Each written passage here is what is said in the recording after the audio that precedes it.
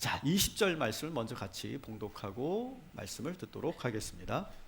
헤롯이 두로와 시돈 사람들을 대단히 노여워하니 그들의 지방이 왕궁에서 나는 양식을 먹는 까닭에 한 마음으로 그에게 나아와 왕의 침소 맡은 신하 블라스도를 설득하여 화목하기를 청한지라. 아멘. 자, 오늘 이 20절 한 절로 저는 영화 한 편이 나온다고 생각합니다. 드라마 시리즈가 나올 수 있다고 생각해요. 이 한 절로 그냥 지나치는 그런 구절이 아닙니다. 자, 근데 오늘 본문은, 오늘 20절부터 25절까지의 본문은 교회 이야기가 아니에요. 사도행전은 교회 이야기, 사도들의 이야기잖아요. 근데 오늘 본문은 교회 이야기도 아니고 사도들이나 성도들의 이야기가 아니에요. 오늘 이 20절부터 25절의 이야기는 세상 이야기예요. 세상 이야기. 그것도 정치적인 이야기예요. 목사가 오늘 정치 얘기 하려나 보다. 아니에요. 그런 건 아니에요. 여러분, 사도행전이 왜 갑자기 교회와 상관없는 정치적 사건 하나를 소개하고 있을까? 그런 호기심으로 오늘 이 말씀을 여러분 잘 들어봐 주시면 좋겠어요. 여러분, 세상에서 많은 일들이 일어나죠. 그죠? 지난 한 주간에도 정말 엄청나게 많은 그런 뉴스들이 쏟아졌어요. 근데 여러분 한번 잘 보세요. 이 세상에서 일어나는 여러 가지 사건, 사고들은 겉으로 보기에는 교회와는 전혀 상관없는 것처럼 보이죠. 우리의 신앙과는 전혀 상관없는 것처럼 보여요. 그런데 여러분, 이 모든 세상의 수많은 사건, 사고들은요, 우리 신앙생활에 많은 영향을 끼치고 있다는 사실을 오늘 이 사도행전 기자는 말해주고 싶은 거예요. 독일의 신학자 칼 바르트라고 하는 신학자가 있는데 그 칼 바르트가 이런 말을 합니다. 설교자는 성경 본문을 해석하는 사람일 뿐만 아니라 동시에 오늘의 신문을 해석하는 사람이다. 제가 그런 사람이라는 거예요. 그냥 여기 있는 성경만 해석하는 사람이 아니라 신문에 나오는 그 사건 속에서 하나님이 어떻게 역사하시는가를 해석하는 사람이기도 하다.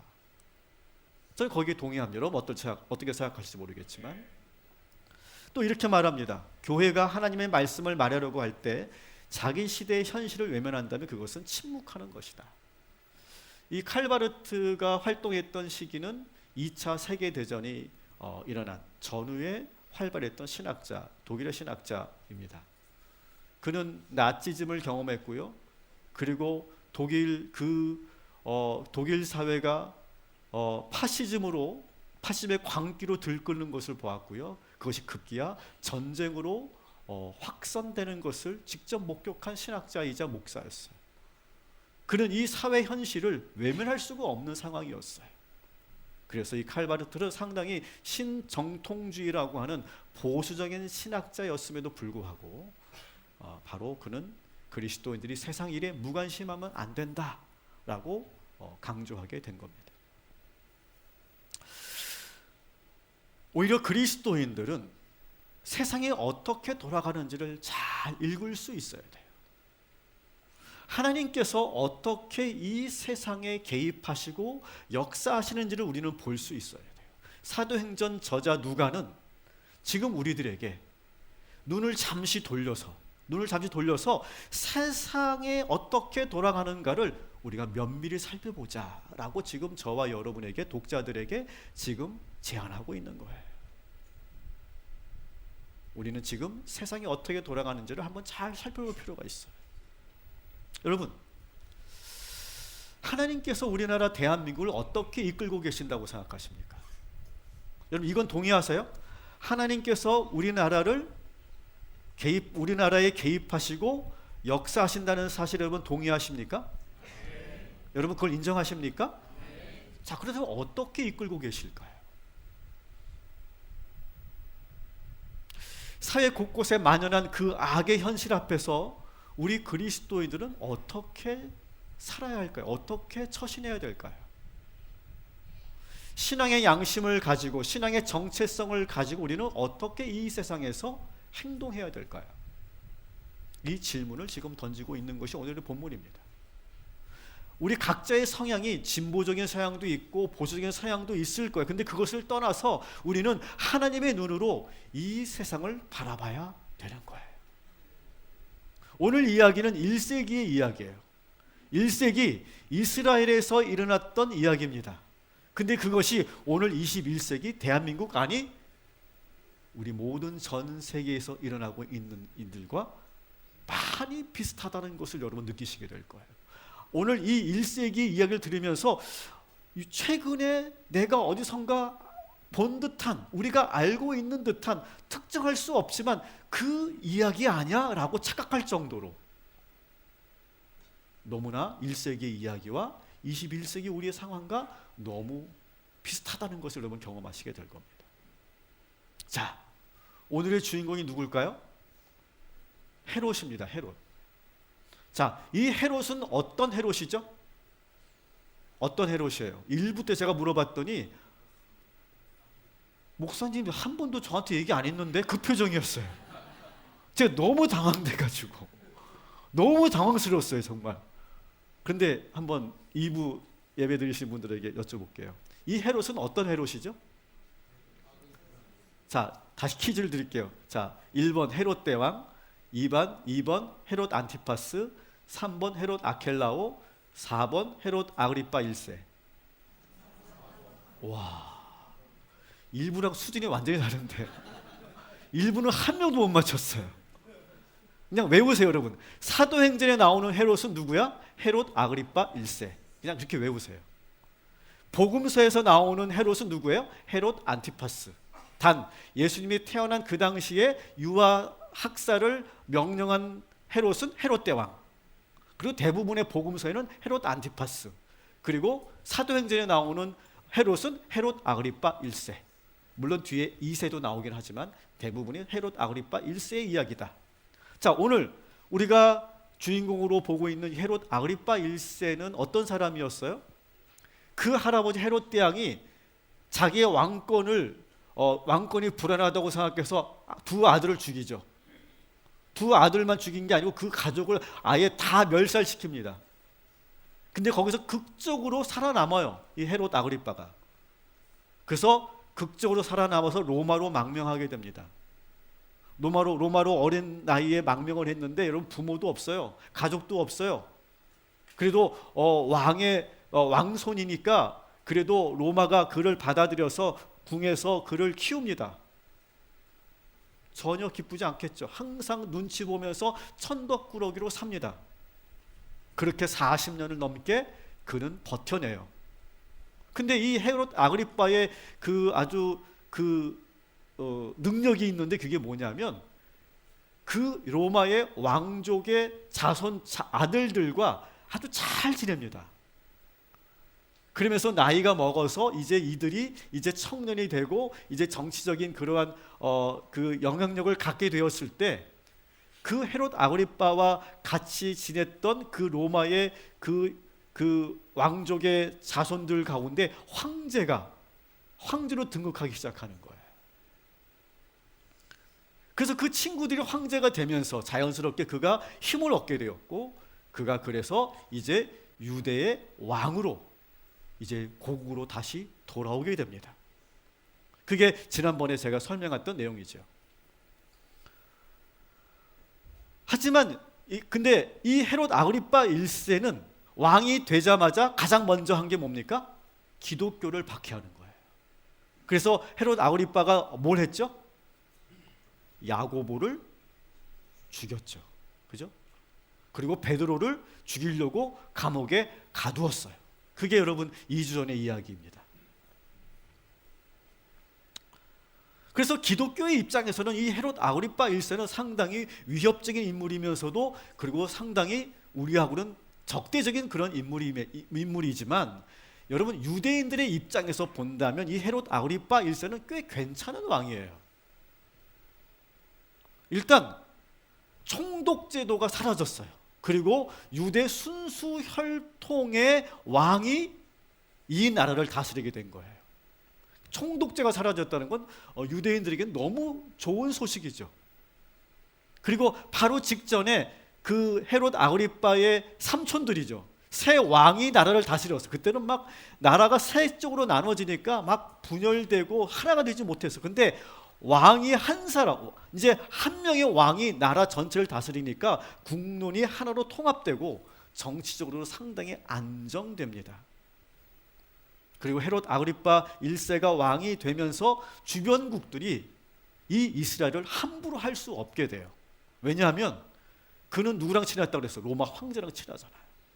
그 당시 로마 황제였던 옥타비아누스와 아주 가깝게 지냈기 때문에, 그걸 이미 국제사회가 알고 있기 때문에 감히 이 이스라엘, 이 헤롯을 감히 어떻게 할 수 없는 거예요. 건드릴 수 없어요. 이 헤롯은 이제 국제 외교 무대에서도 그 실력을 발휘합니다. 자, 20절 말씀, 20절의 상반절 말씀을 우리 같이 읽어보도록 하겠습니다. 헤롯이 두로와 시돈 사람들을 대단히 노여워하니. 자, 헤롯이 두로와 시돈 사람을 대단히 노여워했다. 여러분, 여기서 노여했다는 그저 불쾌했다, 기분 나빴다, 화가 났다, 그런 이야기가 아니에요. 그 상당히 정치적인 그러한 맥락을 여러분이 이해하셔야 돼요. 자, 두로와 시돈이라고 하는 나라를 한번 볼까요? 이 지도를 보시면 저 끝에 두로와 시돈이라고 하는 곳이 있죠. 이것은 유대 땅으로부터 약 41km 떨어져 있는 지중해에 있는 작은 해안 도시 국가입니다. 작은 해양 도시 국가예요. 근데 이 두로와 시돈은 배를 만드는 조선술과 배를 항해하는 항해술이 당대 최고였어요. 그래서 그들은 일찍이 배를 만들어서 멀리까지, 다른 대륙까지도, 다른 땅까지도 가서 교육을 하고 오는 그러한 아주 그 항해술이 뛰어났어요. 그래서 수많은 교육이 이루어졌고, 그래서 그 당시에 국제 무역 도시 그리고 상업의 중심지였어요. 여러분, 국제 무역과 상업의 중심지였으면 그 도시는 여러분 잘 살았을까요? 못 살았을까요? 너무 잘 사는 도시예요. 땅은 그렇게 크지 않지만 아주 풍요로운 도시예요. 우리 현대 사회로 본다면 싱가포르 같은 그런 느낌이죠. 너무 풍요로운 그런 나라예요. 도시 국가예요. 대부분 그들은 농산물을 어디서 받아 먹었냐 하면 이스라엘로부터, 유대 지역으로부터 농산물을 수입해서 먹고 있었어요. 그러니까 그 당시 이스라엘은 농업국가예요. 농업국가. 여러분 상상해 보세요.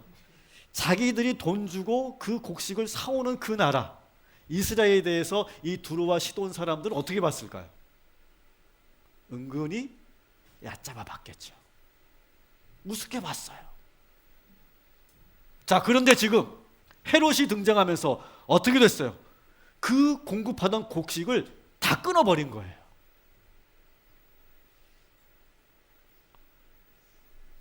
갑자기 이 일이 일어나면서 이 두로와 시돈에게 큰 문제가 생긴 거예요. 먹을 양식이 사라져버린 거예요. 곡식이 사라져버린 거예요. 큰 타격을 입습니다.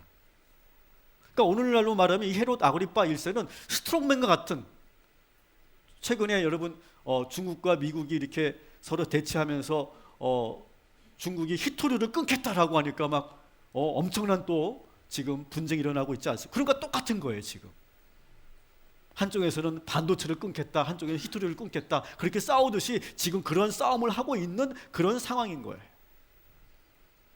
식량 보급이 끊어지니까 이 두로와 시돈 사람들은 큰 타격을 입게 됩니다.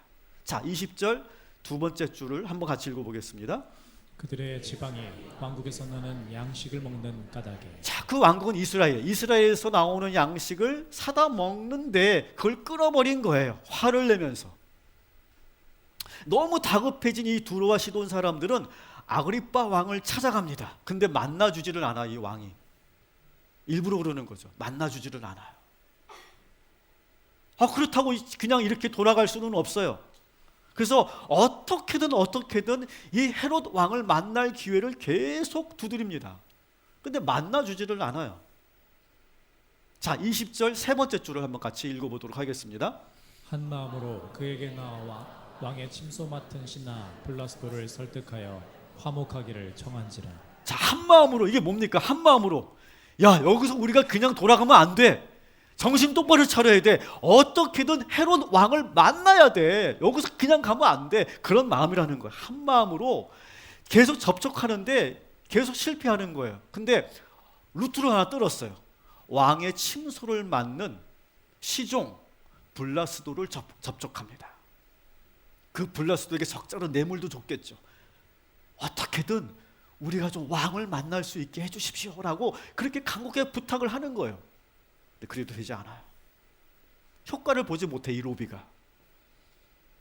근데 이 블라스도가 아주 중요한 정보를 흘려줍니다. 왕의 일정을 흘려줘요. 로마 황제의 생일이 곧 다가올 건데 그때 그 로마 황제를 축하하는 행사가 가이사랴 원형 경기장에서 열릴 겁니다. 그때 헤롯 왕께서 연설을 하게 되어 있습니다 라고 하는 그 일정을 살짝 흘려줘요. 두로와 시돈 사람들에게. 자, 21절 같이 읽어볼게요. 헤롯이 나를 택하여 왕복을 입고 단상에 앉아 백성에게 연설하니. 자, 요 상황을 이용해서 이 두로와 시돈 사람들은 뭘 했느냐? 이 기회를 놓치지 않기 위해서 두로와 시돈에 있는 백성들을 엄청나게 이 유대 땅으로 들어오게 합니다. 대거 동원해요. 뭐 수백 명이든 수천 명이든 들어오게 합니다. 그래서 많은 군중이 운집한 원형 경기장 무대 앞에 이 군중들이 쫙 있어요. 그때 이 헤롯 왕이 연설을 합니다. 그 연설을 막 하고 이제 연설을 할 때마다 이 헤롯을 향해 군중들이 열광적인 환호를 보내고 있어요. 22절에 보니까 이렇게 됐어요. 이것은 신의 소리요 사람의 소리가 아니다 라고 하면서 막 박수를 쳐주는 거예요. 이 군중들이 누굴까요? 두로와 시돈의 사람들이에요. 헤롯 왕의 마음을 사기 위해서 지금 환호성을 지르면서 막 노력하고 있는 거예요. 헤롯 아그리파 1세는요 이 상황을 다 이미 알고 있어요. 저놈들 나한테 잘 보려고 여기까지 왔구나. 되게 좋아하죠. 이 두로와 시돈이 결국 헤롯 왕 앞에 무릎을 꿇습니다. 이 장면을 보면서 이 유대인들은 어땠을까요? 유대 백성들은 기분이 어땠을까요? 좋죠.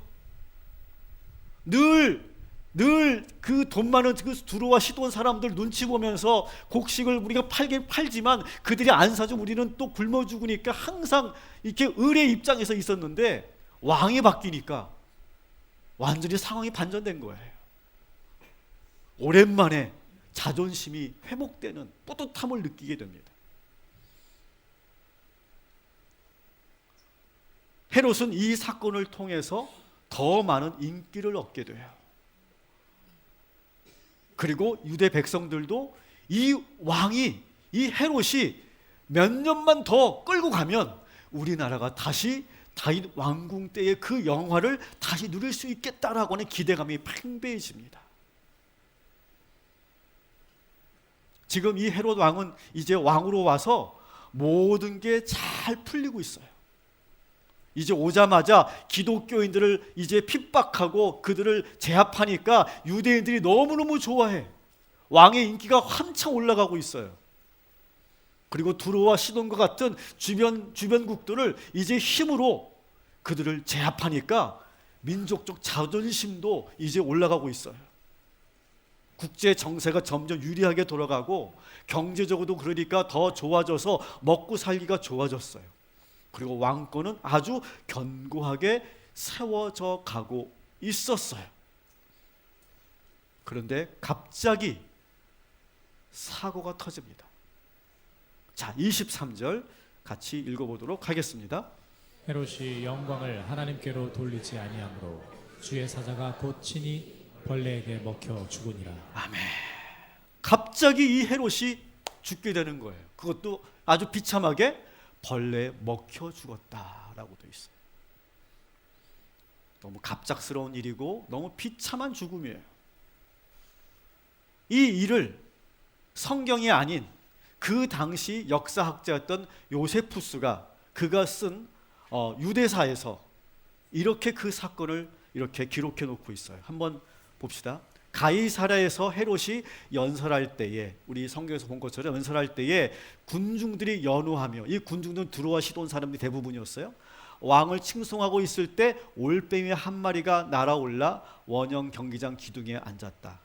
헤롯이 그 올빼미를 보자마자 복통을 일으켜 쓰러졌다. 황급히 궁으로 옮겨졌지만 헤롯은 정신을 차리지 못하고 사경을 헤매다가 5일 후에 사망하였다. 실제 사건이라는 거예요. 여러분, 너무 기가 막히고 허무하지 않습니까? 온갖 서름과 온갖 그 깊은 상처를 이겨내고 꿋꿋이 버텨내서 왕이 됐습니다. 46년을 견뎠어요. 근데 왕이 된 지 4년 만에 그런 너무나 갑작스럽게 비참하게 죽임을 맞습니다. 여러분, 이 사건, 어떤 사건이라고 특정할 수 없지만 이 이야기는 우리 시대의 어떤 이야기와 많이 닮아 있지 않습니까? 특정할 필요 없어요, 어떤 사건이라고. 하지만 여러분 각자가 이 말씀을 들으면서 어떤, 여러분이 알고 있는 우리 시대의 어떤 사건들, 어떤 인물이 떠오를 거라고 생각해요. 여러분, 때로는 세상에서 일어나고 있는 이 역사적 사건을 통해 우리는 하나님의 음성을 들을 수 있어요.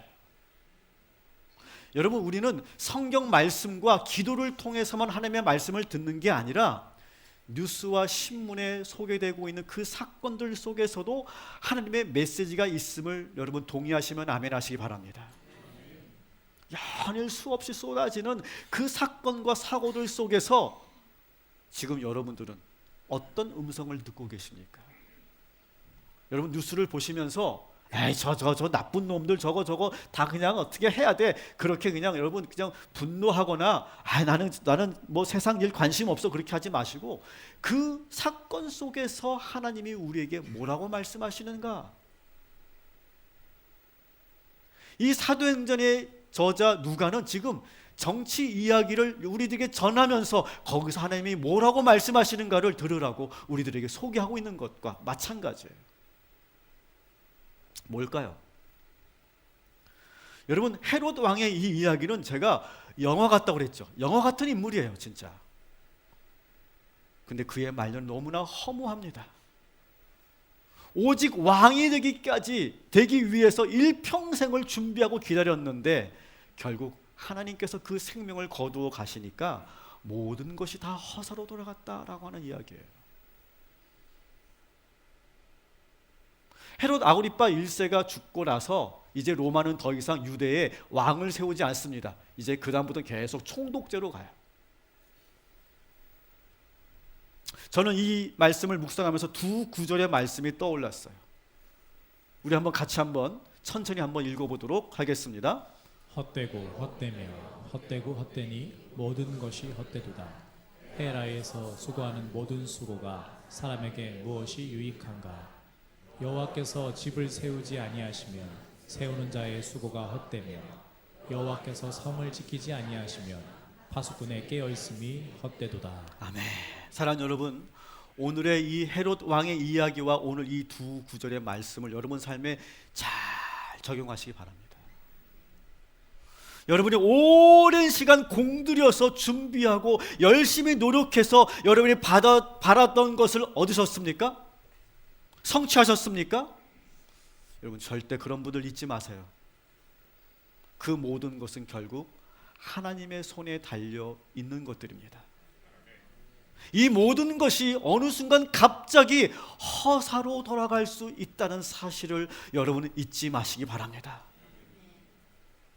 헛되고 헛되니, 따라합시다. 헛되고 헛되고 헛되니 모든 것이 헛되도다. 여러분, 이것이 솔로몬이 노년에 그 수많은 영화와 수많은 그런 성공을 경험한 이 솔로몬이 결국 노년에 깨닫게 된 것, 이거 하나예요.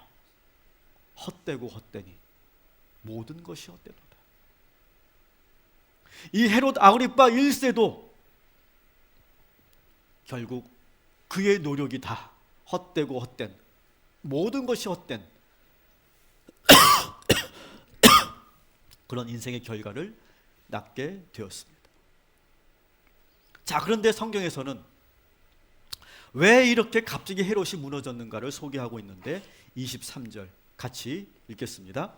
헤롯이 영광을 하나님께로 돌리지 아니하므로 주의 사자가 곧 친히 벌레에게 먹혀 죽으니라. 아멘. 자, 그 이유가 뭐라고 되어 있어요? 영광을 하나님께 돌리지 아니하므로. 사랑하는 여러분, 우리 모두는요 겸손해야 될 줄 믿습니다. 여러분, 우리가 이룬 것은 아무것도 없어요. 우리가 이렇게 사는 것은 오직 하나님의 은혜일 뿐이라는 사실을 여러분 절대 잊지 마시기 바랍니다. 헤롯이 영광을 하나님께 돌리지 아니하므로 하나님께서 모든 것을 다 가져가신 사건이에요. 우리가 오늘 이 말씀에서 또 우리가 보게 되는 것은 여러분들은 어떤 대통령이 좋은 대통령이라고 생각합니까? 여러분, 어떤 지도자가 좋은 지도자라고 생각하십니까? 여러분, 헤롯 아그리파 1세는요 정치력도 뛰어나고요, 외교 능력도 뛰어나고요, 로마와 아주 잘 지내면서 그 로마의 비호 아래서 군사 안보 능력도 뛰어났어요. 그리고 일단은 먼저 백성들을 잘 먹고 잘 살게 해줬어요. 이 정도면 완벽하죠. 그러나 하나님은 그를 인정하지 않으셨어요. 하나님 보시기에 그는 합당한 왕이 아니었어요. 그는 하나님을 두려워하지 않습니다. 그게 문제예요. 여러분, 우리나라 대통령과 모든 지도자들이 하나님을 두려워해야 될 줄 믿습니다. 우리 그리스도인들은요 다른 거 우리를 잘 먹고 잘 살게 해주는 것으로 여러분 평가하는 것이 아니라 그 지도자가 정말 하나님을 두려워하는가, 복음적 가치를 가지고 그들을 평가해야 될 줄 믿습니다. 잘 먹고 잘 살게 해주는 대통령이 아니라 하나님을 두려워하고 국민의 소리에 귀를 기울이고, 저는 종교는 상관없다고 그래요. 상관없다고 생각합니다. 그렇지만 정말 제대로 된 역사관과 세계관을 가지고 있는 자가 우리나라의 대통령과 지도자가 되어야 된다고 저는 생각해요. 우리나라 대한민국은 우리가 전혀 예측할 수 없는 그런 방법으로 하나님께서 주관하고 계심을 믿습니다. 우리 하나님께서 우리 대한민국을 사랑하신다고 저는 믿어요. 지금도 역사하신다고 믿어요. 여러분, 애국가에 이런 가사가 있죠. 하나님이 보호하사입니까? 보호하사입니까? 보우하사. 하나님이 보우하사. 보호한다는 게 뭡니까? 보호하고 도와주신다는 거예요. 지금도 하나님께서 우리나라 대한민국을 보호하시고 도와주시는 줄 믿습니다. 세 번째로, 세상의 왕은 영원하지 않아요. 세상 권세는 언제나 바람처럼 사라지는 거예요.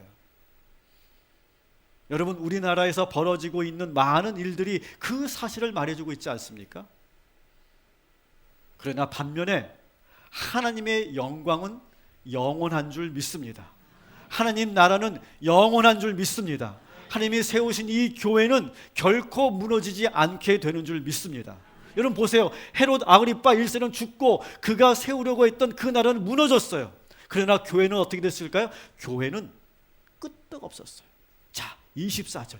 정말로 이 누가가 하고 싶었던 말씀이 이거예요. 24절 우리 한 목소리로 같이 읽겠습니다. 하나님의 말씀은 흥왕하여 더하더라. 한 번 더. 하나님의 말씀은 흥왕하여 더하더라. 아멘. 오히려 하나님의 말씀은 더욱더 온 세상에 널리 퍼져나갑니다.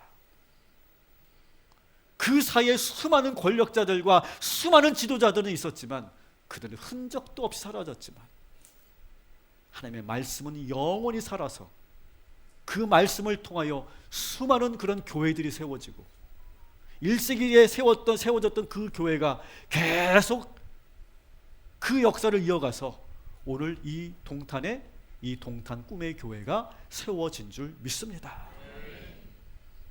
말씀을 정리합니다.